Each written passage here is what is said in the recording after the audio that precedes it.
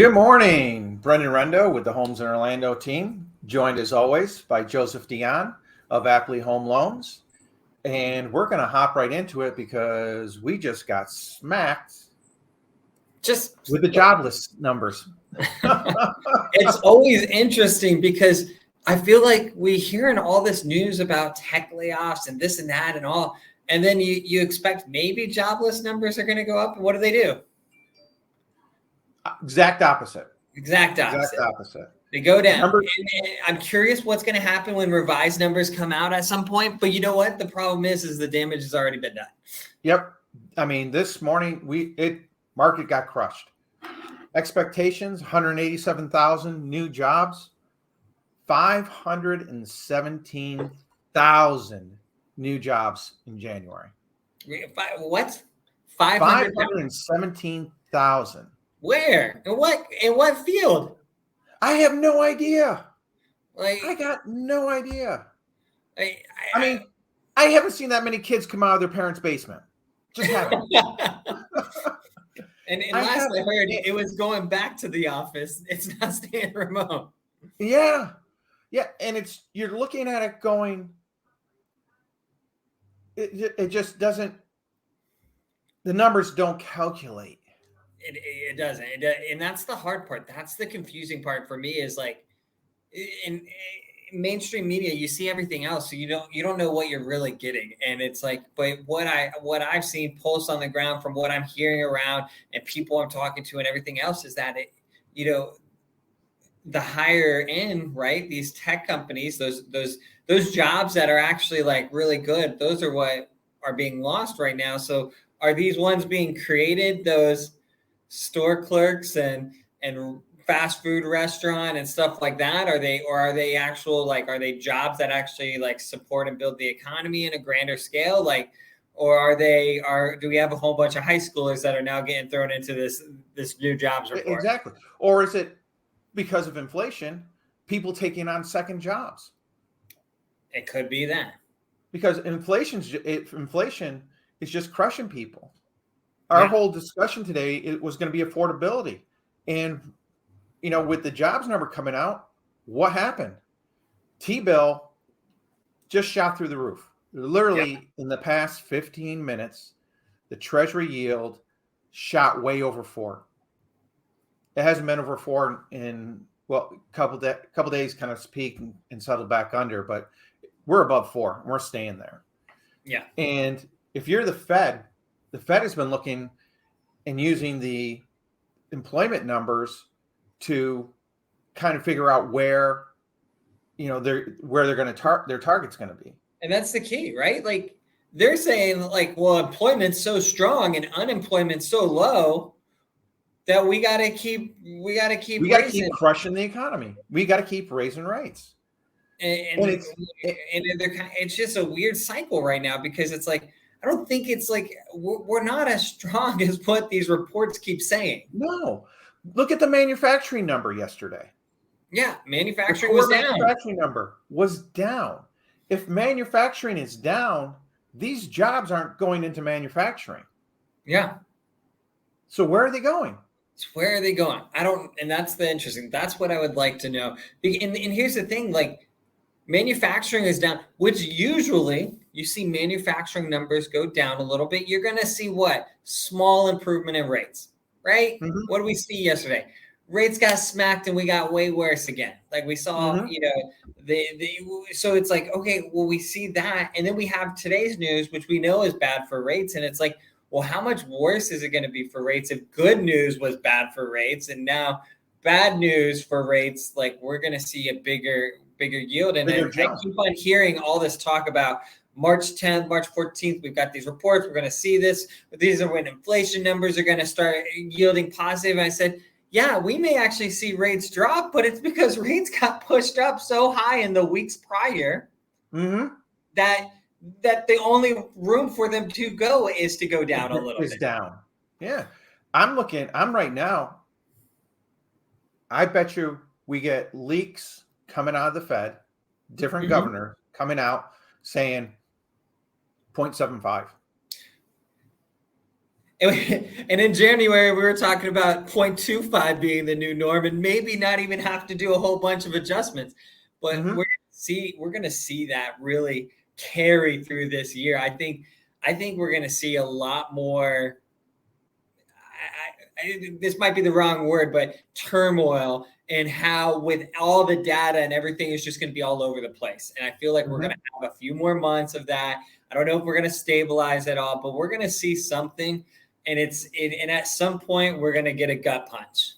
I don't think we're going to have this super easy, super simple. But what does that kind of mean? Like, well, I think it kind of means, like, with what we're looking at, like, and we'll get into this a little bit more, is those numbers, like buying right now, if you have the ability and the means, like, might make more sense than prior. Like, we joke that a lot of consumers, when there's a lot of volatility, like to stay on the sideline and kind of go figure it out. But right now, volatility, like, if you felt It's that not way your in friend. December, it's getting worse. Like, if you're like, market's starting to get better, I'm going to hold off and see what's going to happen. We're a whole percentage point higher. Yeah, in a couple weeks. I mean, when we sit here and we look at this. Look at that February. Look at February. Look at this. End of January, 5.99. Okay. Here's yesterday, 6.9. That's a point. And you want to see, I just had this up because we like to go through this. I'm going to break it down to a day. Actually, 5-day works better. Well, look at, holy cow. Look at this. This is where we started this morning. Can you pop it on the screen for us? I'm not seeing it. Oh, sorry. It didn't switch. Sorry. No. Up. That's exactly what's happening with the Hold on. There it is.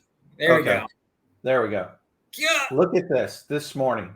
We started at 3.99. We're at 4.06. Your rates are going to go explosive this morning. It's going to be beautiful.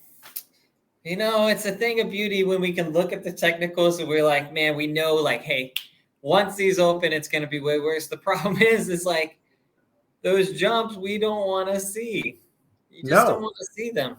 No, and you see back here, jump, jump, jump. And they're all jumps to the high end. Yeah. So you and I were talking about, it's like, okay, because one of the things we wanted to talk about today with the affordability was we were looking at, okay, last month when they were sitting at 6%, what were we looking at as far as costs? Yeah. The principal and interest on a $400,000 house, which is the average and median price of a home in the greater Orlando area, your P&I is sitting at $23.98. Well, we just said 7%. You're jumping about $260 upwards. So that's actually about a 9% increase in the cost of your mortgage. That's a lot. Yeah. And we're probably actually going to be talking 7.25% very easily. Oh yeah. By the end of the day, if not higher. Yeah, and that's the thing is, like, even when we see these rates of like 7 and so forth in these average rates, those are like top tier rates. Like, that's not what everybody gets. That's like your 500,000, put in 30% down with a 780 credit score, like perfect. And I always joke like this, like when you have those perfect scenarios, investors are willing to go even skinnier on those deals. So they end up getting below where they probably should to get that 7% rate that's showing as that national average or whatnot. Or that, but the reality is for the average consumer, they're already at 7.25. So today's movement may move to 7.5, and that's assuming no points type situation. Like most consumers, almost everybody right now is paying points in some form or fashion, just because you have to. And and that's the hard part is, you look at the movements. And I was looking on the 30-year 5.5 note for UMBS. And I know that you look at we're below, the 30-day, we're past below the 60-day, we're past Mhm. we're literally below every moving day average for those reports right now. Yep. Which it's tough when you start looking at that. Yeah. And Yeah. you look at the consumer overall, inflation is kicking the butt out of them. This Mhm. is a headline yesterday. And, U.S. credit card debt has jumped 18.5%. Mhm. So mortgage rates are going up, payments are going up. You're charging more on your credit cards, so that payment's going up. Yeah. So that hurts your DTI. Student loans, which have been deferred for the past almost 2.5, 3 years, Yep. people are going to have to start making those payments here. And that's And and within, that's going to be what I think in June, 2 months after June, if no decision is made. yep. And that's the thing where a lot of people, it's been so long since people have made student loan payments that a lot of them don't even they forgot even what it was like to have that a part of their budget. Mm-hmm. And I know that it's, that's one of the most divisive conversations right now. Like a lot of people are like, it's not fair, it's not, it's this and that. I will say this, a lot of people that, and this is just my hot take, a lot of people that say it's not fair, you better believe if you want to take that hard-nosed stance, you may feel a ripple effect in your wallet and in your personal thing, whether it happens or not. Yep. This is the reality is we're at a point now where if it doesn't go through and people start making payments and we have that hit a massive amount of people and we all of a sudden find ourselves in this, we're going to see an economic ripple effect that may be worse than if we just let it go through. Yep. And that's just my hot take. I could be wrong. I'm not saying I'm for it or against it anyway. I think we need to be focusing on how to fix the problem, permanently in the future, not do a Band-Aid effect, which is what I feel like we're doing. But it is what it is. So, I mean, and you look at all this and you just got to look at it and we have tapped out the consumers in the United States. Mm-hmm. We have tapped them out. Yeah. One of the biggest reports that no one is mentioning right now is the subprime car loan market. It's crashing. It's worse than the housing crash of 2008. Mm-hmm. The number of repossessions is through the roof. Well, what did people think was going to happen? It's the easiest thing. Do you really think that everybody should be able to drive an $80,000, $90,000, $100,000 vehicle? It's too easy to qualify for these type of vehicles. Yeah. And it's because of that market. And now they're paying, now we don't have all that free money, so to speak. Mm-hmm. And now reality sets in of crap. I can't continue to afford this. Yep. So for our clients and for everyone out there, you got to look at it and say, what can we do? Yeah. How do we address this? How do we still, because we're going to continue to see it, and we're going to see it here in the numbers in a few minutes, is, how do we change things? Mm-hmm. How do we make it affordable? And I think we do have to start really looking at the buy down programs. Yeah. And as you and I have gone through, and we'll attach it to the down below, so you can go back and look at it, is the 2-1 buy down becomes, I think, more and more desirable. Yep. Because as you mentioned, is that money set aside, so you're never going to lose that money. Yep. It's just there. It's in an escrow account. So if rates go down, which is what we hope, right? And we do expect, I do expect them to go down. Barry Habib he's firm on this May Day and whatnot. He's still firm up front of it's going to happen much sooner than later. He might be right. I pray he's right, and because that would be fantastic. But everything kind of feels like maybe end of the year, next year. Yeah. But one thing It's that we haven't seen is we haven't seen home prices go down, and we're seeing what with inventory. yeah. Well, that's it. Inventory's stagnant. And when you go back and you look at what had caused the prices to drop, there's our inventory from 2008. We had nearly 3.5, almost 4 million homes on the market. What do we have now? We've got 1 million. Yeah. We have 1 million. So you can't, it's the law of economics. If you've got more, it's going to cost less. If you got less, it's going to cost more. Exactly. And that's the biggest dilemma we're in. And it goes back to the numbers we had last week, which is 75% of homeowners are sitting at 3% or less on their mortgages. Yep. I'm not selling. I'm not going to sell unless I have to sell.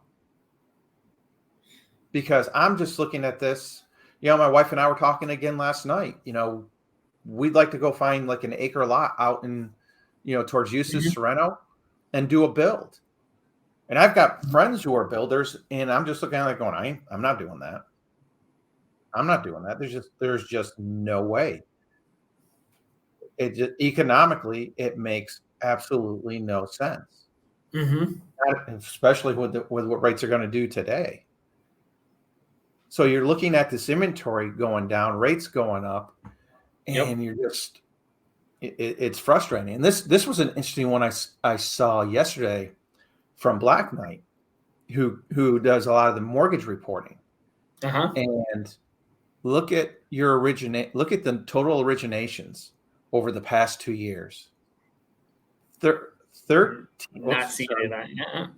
I know. I'm sorry. I'm looking at two screens at once. 13 million. Yeah. 2021, 2020, 13 million. Look at your purchase originations, 4.6. 5 million home purchases, and then we fell off nearly 700,000 in 2022. And the mortgage origination index is down huge in the past 2 weeks since rates started spiking back up. Oh yeah, yeah. So it's such a yin and yang difference in that, with the rates being so high and the inventory being so low. Yep. Something's got to break. I don't know what it is, but something's going to break. And when it, like you said, it's going to be a gut punch, and it's going to hurt. Yeah, but definitely, I do look at that, and it seems crazy, right? Purchase origination, like you'd expect those numbers to be a lot stronger for purchase origination in 2020 and 2021. Yeah, based on what we felt, right? Yeah. Like, the refinance, absolutely. Everybody was refinancing. Like if you didn't refinance in 2020 and 2021, it was only because you couldn't. Yeah. Like, that was the time. Yeah. And, you look at it, sales are there. We have this, the numbers are there. We looked at 2008, 9, the inventory, right? Compared to the inventory now, right? Way lower and like thing that, bigger picture, right? Let's think about, population growth during that time. Yeah. We've seen almost $30 million or $30 million, 30 million more people. Our population has increased by nearly 30 million people in the US. So from 2008 to now, we got 30 million more people, but we're down a fifth of the inventory. Like that's fine. Like the scales, like everything doesn't really it's saying like, hey, grand spectrum, we may see prices continue to rise. Yeah. Yeah. And you look at it and you're just sitting there going, here's the one I want to show you. 14 is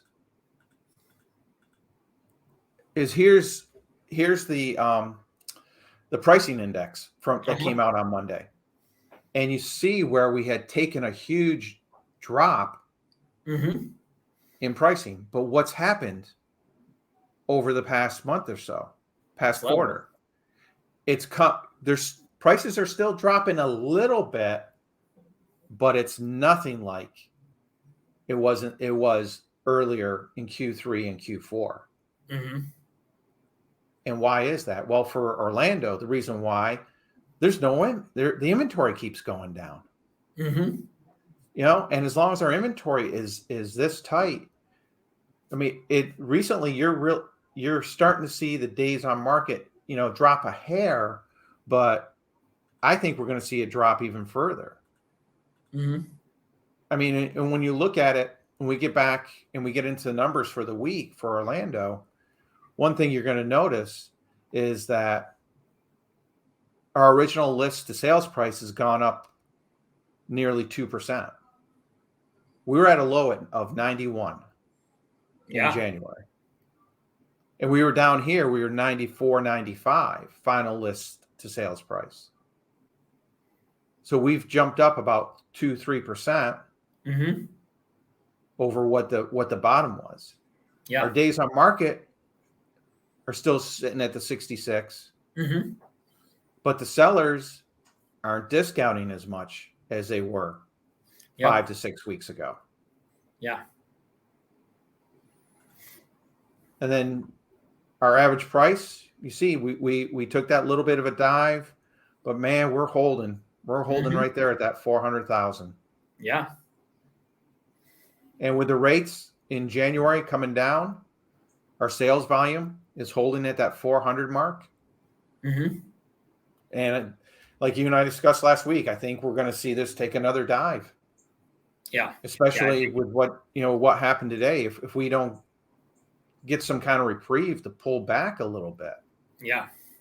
Yeah. And I don't think there's anything else happening over the next couple of days that would give us any type of reprieve. It's going to be next week if we see any type of reprieve.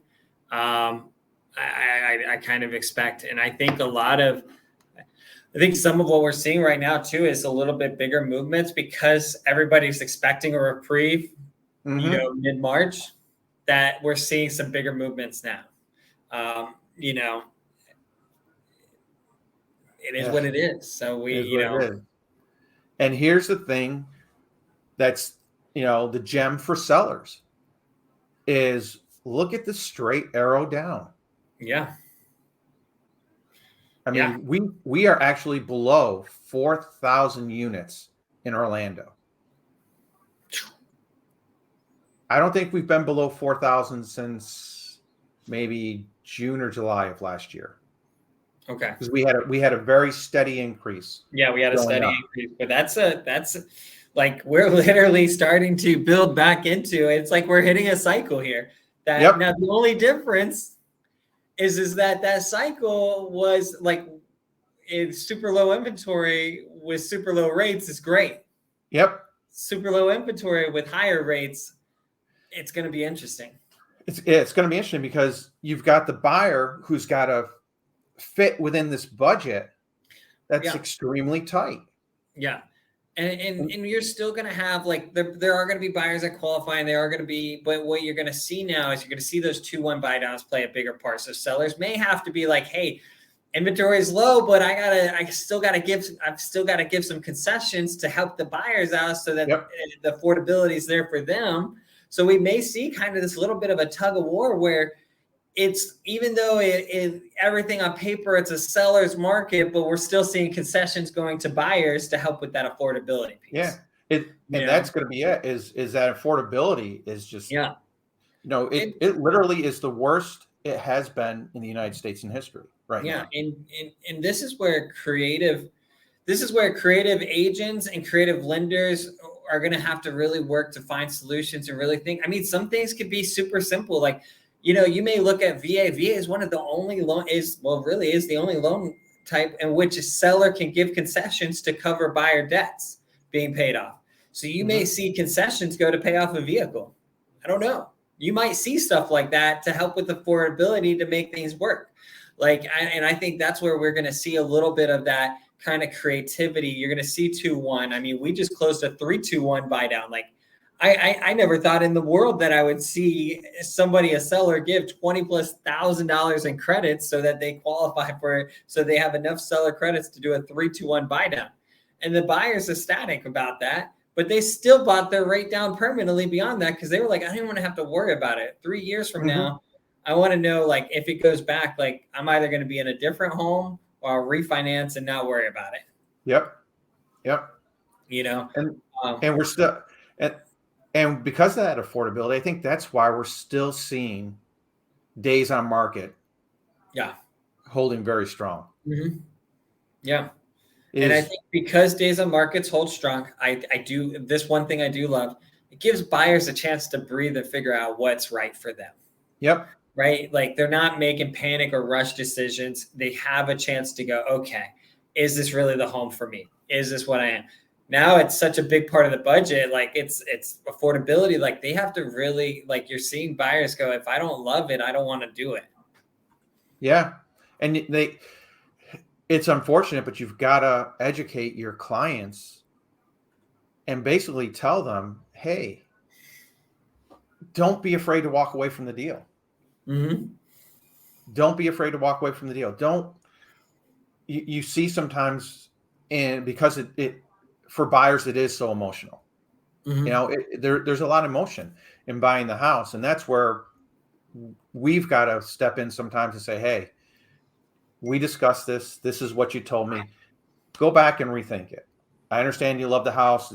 It's got 90% of what you want, but you told me to make you aware that, hey, this was my budget, Brenden. I really can't go over this. This is going to put me in too tight a position. And that's where working as a team and having a good relationship, just as with you, is we've got to sit there and we got to look at how can we be creative, presenting the 2-1 buy downs, presenting a permanent buy down, finding other ways to, look at it and say, okay, well, you've got this credit card over here. Well, if you can pay off this credit card, maybe we can get a credit to pay for the closing costs over here. And then your burden's down, your DTI's down a little bit. And you got to put it all on the table these days. Yep. You really do have to put it all on the table to make it work and make it to where you're comfortable. Because you never want to put anyone in a stressful situation. Correct. Where they're worried all the time that, hey, am I going to be able to make my payment? If one thing goes wrong, what is it? 64% of Americans are living paycheck to paycheck right now. Mm-hmm. Highest in history. So there's a lot of things we got to look at, from being professionals and making sure our clients are going to be comfortable in the decisions that they make. Yep. So, thank you, everyone. Appreciate your time today. If you like it, please hit the thumbs up on YouTube, Facebook. Please hit the like. Join us again next week. We'll keep you up to date on everything that's going on in the market. Any questions, feel free to reach out to Joe, reach out to me. Our information's down below as well. Take care. Have a fantastic day. Guys. Bam. All right.